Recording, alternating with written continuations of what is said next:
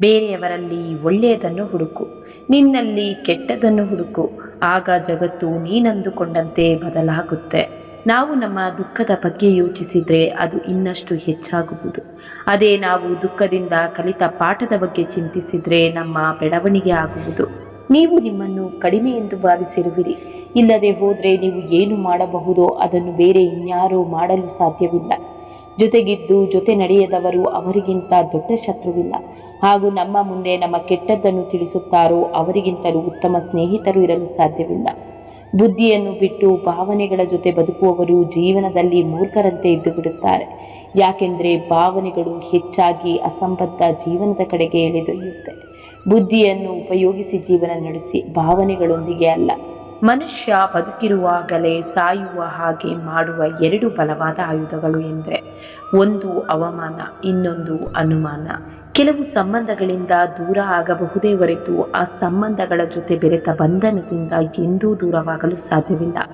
ದ್ವೇಷನೋ ಪ್ರೀತಿನೋ ಯಾವುದೋ ಒಂದು ಕಾರಣದಿಂದಾದರೂ ನಮ್ಮ ಜೊತೆಯೇ ಇರುತ್ತೆ.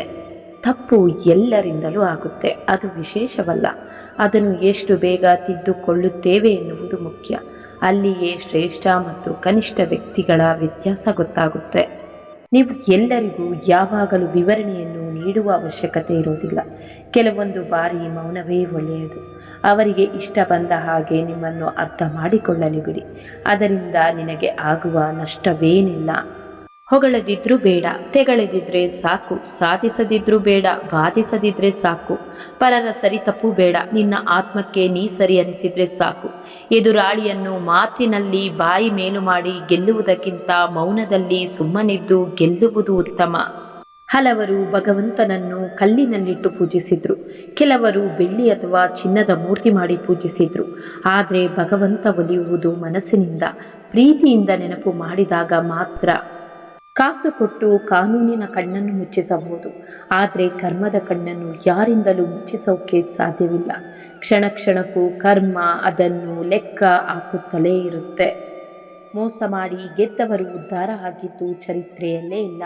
ನ್ಯಾಯದಿಂದ ನಡೆದವರು ಸೋತಿದ್ದು ಇತಿಹಾಸದಲ್ಲೇ ಇಲ್ಲ. ಮೋಸವಾಗಲಿ ಸತ್ಯವಾಗಲಿ ಅದಕ್ಕೆ ಕಾಲವೇ ಉತ್ತರ ಕೊಡುತ್ತೆ. ಎಲ್ಲರದ್ದು ಕೇಳು, ಎಲ್ಲರಿಂದ ಕಲಿ, ಎಲ್ಲರಿಂದ ತಿಳಿ. ಯಾಕೆಂದರೆ ಎಲ್ಲರಿಗೂ ಎಲ್ಲವೂ ತಿಳಿದಿಲ್ಲ, ಆದರೆ ಎಲ್ಲರಿಗೂ ಏನಾದರೊಂದು ತಿಳಿದಿದೆ. ಒಬ್ಬರ ಮನೆ ಅಥವಾ ಮನಸ್ಸೇ ಆಗಲಿ, ಅಲ್ಲಿ ನಿಮಗೆ ಬೆಲೆ ಎಷ್ಟಿದೆ ಎಂದು ಮೊದಲು ತಿಳಿದುಕೊಳ್ಳಿ. ಯಾಕೆಂದರೆ ಎಲ್ಲಿ ನಿಮ್ಮ ಬೆಲೆ ಕಡಿಮೆ ಆಗುತ್ತಾ ಹೋಗುತ್ತೋ ಅಲ್ಲಿಯೇ ತಿಳಿದುಕೊಳ್ಳಿ, ನಿಮಗೆ ಅಲ್ಲಿ ಯಾವುದೇ ಗೌರವ ದೊರೆಯೋದಿಲ್ಲ. ಕೇವಲ ನಿಮ್ಮನ್ನು ಕಡೆಗಣಿಸುವಂತಹ ಮನಸ್ಥಿತಿ ತುಂಬಿ ಹೋಗಿರುತ್ತೆ. ಅದಕ್ಕೆ ಬೆಲೆ ಇಲ್ಲದ ಜಾಗದಲ್ಲಿ ನೀವು ಎಂದಿಗೂ ಹೋಗಬೇಡಿ.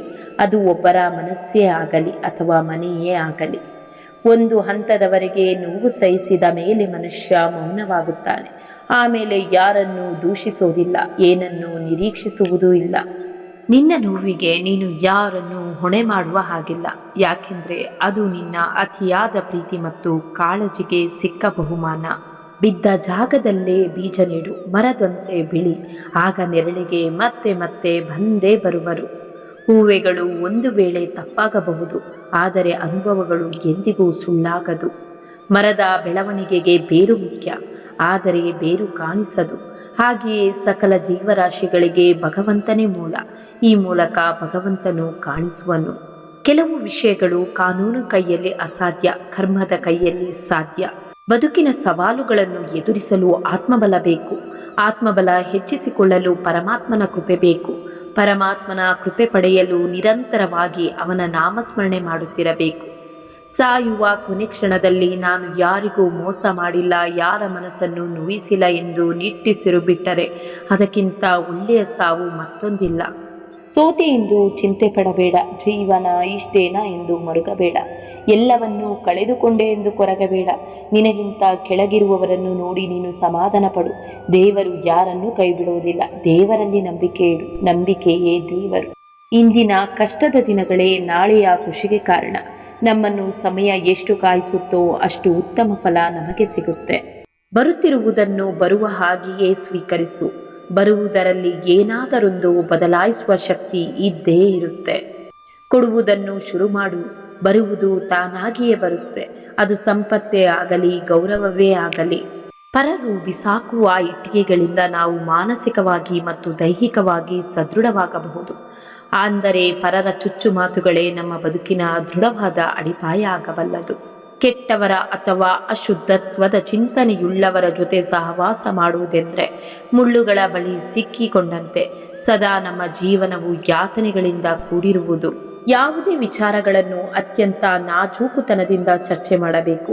ಮಾತ್ರವಲ್ಲ, ಅದನ್ನು ಕೃತಿರೂಪಕ್ಕೆ ಪರಿವರ್ತಿಸುವ ಸಮಯದಲ್ಲಿಯೂ ಅಷ್ಟೇ ನಾಜೂಕತೆಯ ಅವಶ್ಯಕತೆ ಇದೆ.